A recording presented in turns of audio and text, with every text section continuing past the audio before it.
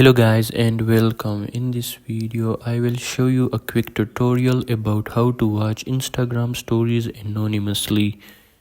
You may need it when you are watching your girlfriend's stories anonymously or something like that. It is very easy to do, so let's get started. The first thing you need to do is open your Instagram app and make sure that you are connected to a Wi-Fi or data. Let the stories load. Once you are sure that the stories is loaded, then what you can do is swipe down the screen to open the control center. Then what you need to do is turn on airplane mode and turn off your Wi-Fi or cellular data.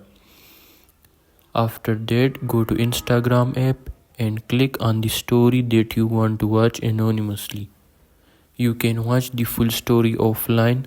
After you watch the story, close the Instagram app and connect back to Wi-Fi. It is simple as that. So that's it for this video. Make sure to like and subscribe for more videos.